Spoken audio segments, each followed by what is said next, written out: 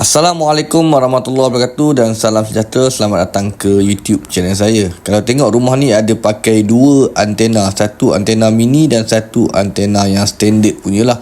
So untuk hari ni saya nak buat dua perbezaan antena mini ni dengan antena yang besar tu lah. Okey, daripada segi speed yang rumah ni pakai menggunakan modem G10IQ. Okey, jom let's go gang.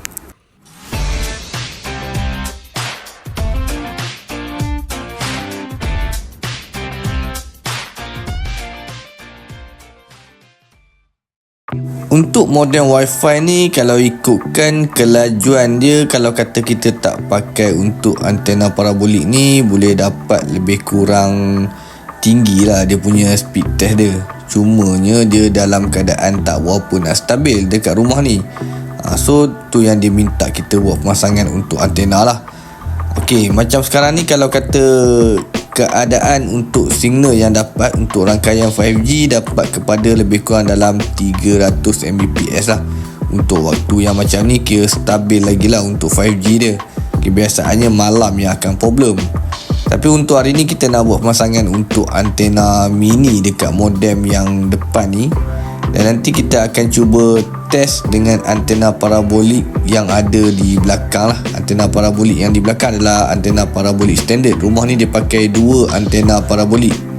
Sekarang ni saya akan sambungkan antena parabolik mini punya kabel ni dekat modem yang tadi tu lah. So kita akan sambung dulu. Untuk antena parabolik mini ni saya dah setting dah untuk signal dia. Kalau siapa yang masih belum tengok video yang lama, boleh tengok video yang lama lah, video yang sebelum ni 2 hari lepas. So untuk kelajuan internet yang kita dah sambung, kita dapat lebih kurang hampir-hampir ke 400 Mbps lah. Daripada yang sebelum tadi yang kita tak sambung, tak dapat speed yang macam ni.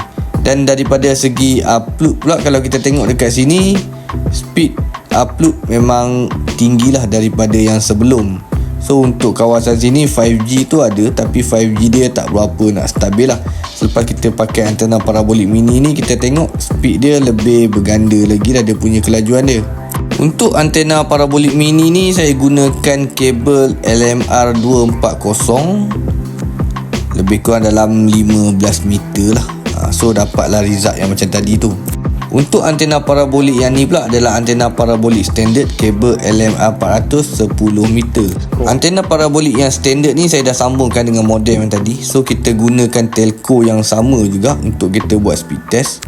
Daripada sudut ujian speed test ni, kalau kita tengok dekat sini, untuk kelajuan daripada antena standard ni, speed boleh pergi lebih baik lagi dah daripada antena parabolik mini.